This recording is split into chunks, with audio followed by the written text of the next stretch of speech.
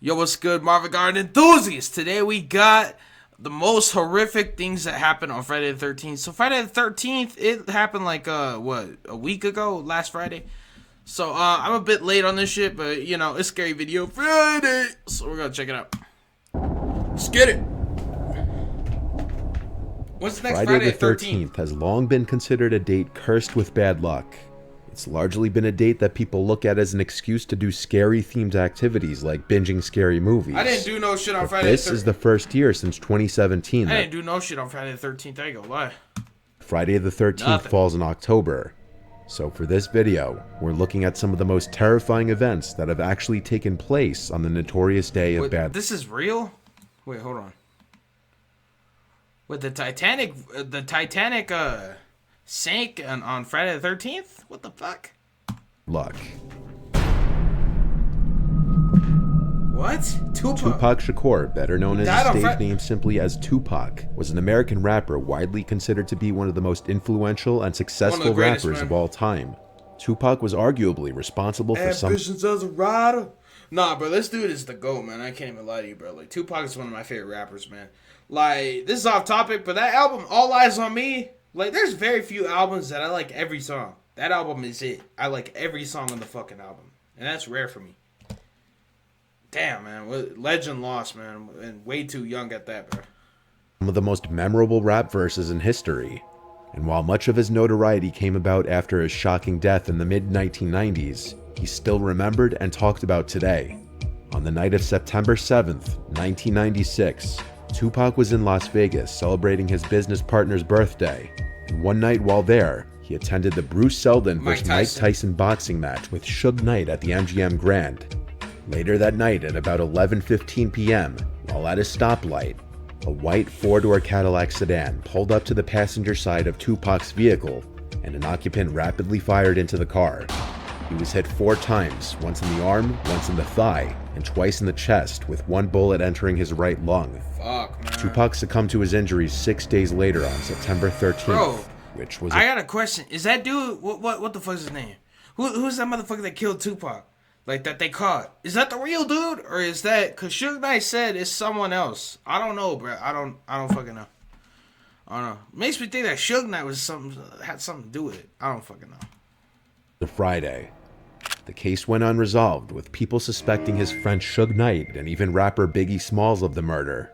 But recently, on September 29th, 2023, 60-year-old Duane Keith Davis was charged in the killing of Tupac. Duane is not accused of being the one to pull the trigger that night in Las Vegas, but he is, however, being accused of having been the one to call the hit on Tupac. The trial is still currently in progress. I think it has something to do with that dude he got into a fight with. I don't know why he didn't mention that, but Tupac got into a whole altercation at the casino. It's with a dude named Orlando Anderson, I believe, that snatched a death row medallion chain from some dude Suge Knight gave it to.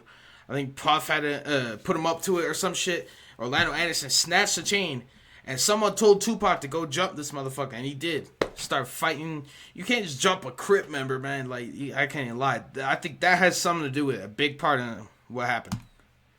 Could be wrong. I don't fucking know, but I didn't know Tupac wasn't even alive back then. You know what I'm saying? But fly on Friday I don't know, bro. I really don't. And while that may come down to pure superstition among some even if you were alive, no one knows what happened. You know what I'm saying? Maybe Suge Knight knows. I'm pretty sure Suge Knight probably knows. But isn't that motherfucker starting a podcast in prison? Okay, bro. There have been a few tragedies in the air on this day.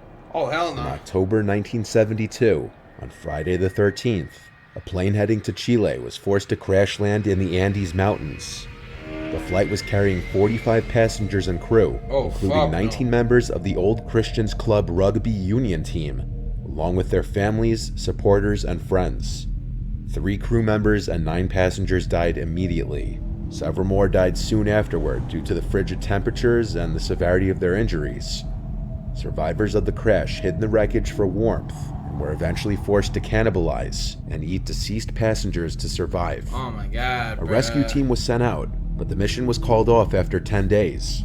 However, 72 days after the crash, as the weather improved with the arrival of late spring, 2 survivors climbed a 4,700-meter mountain peak without gear and hiked for 10 days into Chile to seek help, traveling a total of 38 miles.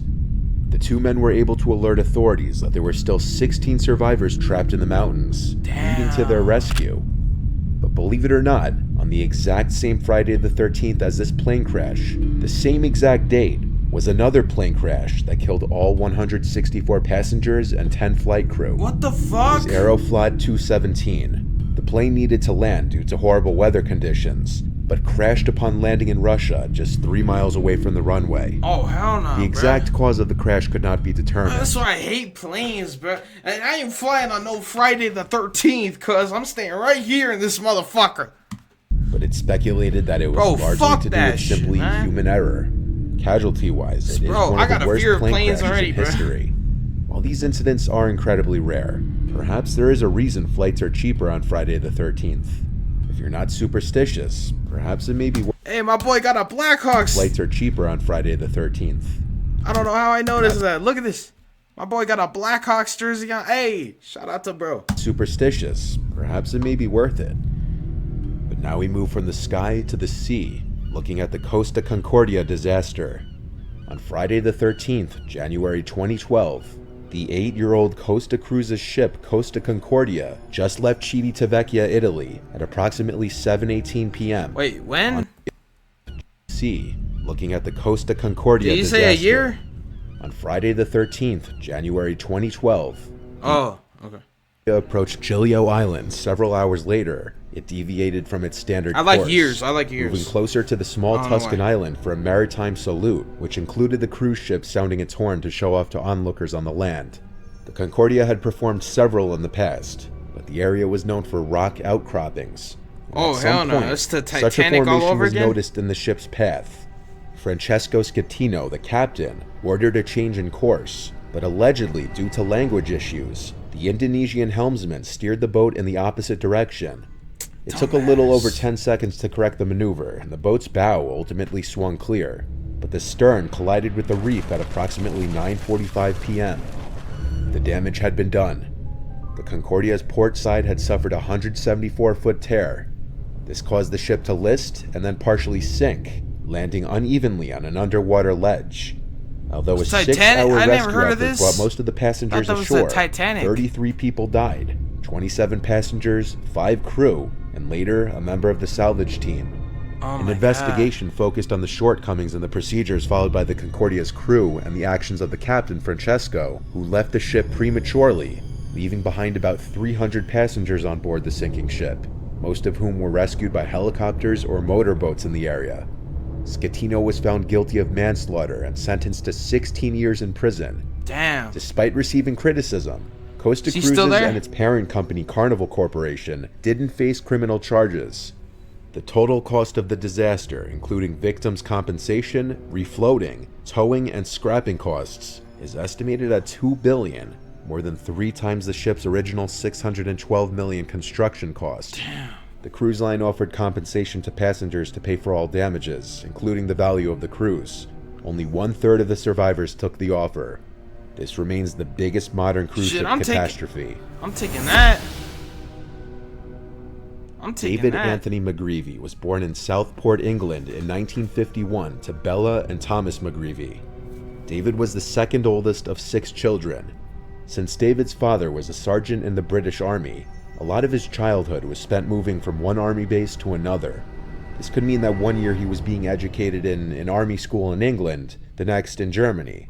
According to David's mother, living in Germany was his happiest time. David's mother, Bella, later said she could only remember one childhood incident of concern, as David was otherwise allegedly well behaved. In 1967, 15-year-old David left school and enlisted in the Royal Navy. However, he was dismissed from the Navy in August 1971 after being court-martialed for starting a fire that destroyed a mess wardroom. David then moved back in with his parents, but around this time his life was crumbling as his fiancée broke up with him and he was fired from several jobs. Damn. For this reason, his parents became fed up with him and kicked him out. So David turned to his friend Clive Kenneth Ralph, who let him board with he and his wife, Dorothy Elsie, and their 2 small children, Paul and Dawn. Clive and Dorothy had been school friends, and there was a 5-year age gap between them. They had married in September 1968, when Dorothy was 16 and pregnant with Paul. At the time David moved in, Dorothy was pregnant with their third child, Samantha, who was born on the 14th of July in 1972. With both Clive and Dorothy busy working, David acted as a babysitter for the Ralph children. He was regarded by family and neighbors as well as the Ralphs as a person who loved children. So what would soon happen was nothing short of unexpected and horrific. Don't tell me this Friday dude. the 13th, in April 1973, Elsie was picked up from work by Clive, who had left home late with the children all asleep. When the couple arrived at their home, the police were already there, and they escorted them to the police station, where they were told of the horrible truth that their children had been murdered. I fucking knew it, bro. So what the happened? fuck? Well, David was known to be a heavy drinker and sometimes a violent drunk. He had gone to a nearby pub earlier that evening with a friend, and he had 7 pints of beer. Jesus The Christ, two men dude. had played cards and darts, though a small altercation took place prior to leaving the pub. Clive picked David up from the pub and brought him to look after the children, while Clive went to get Elsie from work. Ah, man, I Sometime got a between motherfucking 10:15 and bro. 11:15 God, p.m., shit hurts. David, while completely wasted, Fucking became hate this chair, infuriated bro. I with need the to get my children, gaming chair beginning back in with the here, baby bro. Samantha, who had been crying for her bottle. David violently killed the 3 children, each in a different yet Jesus brutal Christ. manner. After killing the 3 children, David went down to the basement and retrieved a pickaxe to further mutilate their bodies. David was arrested by police at 3:50 a.m. Dude, what the walking fuck on a is road wrong near with the you, Ralph's bro? home. Upon his arrest, David initially denied any responsibility, but several hours later, he admitted to the murders, with his only explained reasoning disgustingly being simply that the baby was crying. David was sentenced to multiple life sentences with minimums of 20 years, and in prison he was subjected to frequent abuse by other prisoners. Yeah, I could spent most of his imagine. 45 years behind bars in protected conditions. In December of 2018, a parole board cleared David for release, declaring that he had changed significantly and he was no longer a risk. Is he still There's alive? bound to be anywhere from 1 to 3 Friday the 13ths each year. If you are superstitious and choose to be more low-key on this inevitable date in an attempt to escape any bad luck, you may Yo, end up fuck like that, Daz bro. Baxter. On Friday the 13th in 1976, Daz decided to just stay in the bed for the day to avoid anything bad happening, only to be killed when the floor of his apartment block collapsed under him. There's countless other stories and examples Bro, of misfortune bro. and downright tragedy that's happened on Friday the 13th. Good thing nothing happened on But Friday this the 13th. could be said for literally man. every other Neck date on the hurts. calendar. At the Y'all end know of the when you day, get a kink, bro, and you it's sleep in the wrong place. Ah, fuck, bro. This shit hurts like a bitch, man. just another day. Bro, I thought I've heard it all, but this dude didn't want to get any bad luck on Friday the 13th. This dude's just laid in bed. Fucking died from the shit collapsing. What the fuck? Well, you think you heard it all, fam. Wow, bruh. Maybe being low-key ain't even the answer anymore. Wow, bro. Wow. I'm speechless, bro. Wow. Wow. No, stop. Get me off of this, bruh.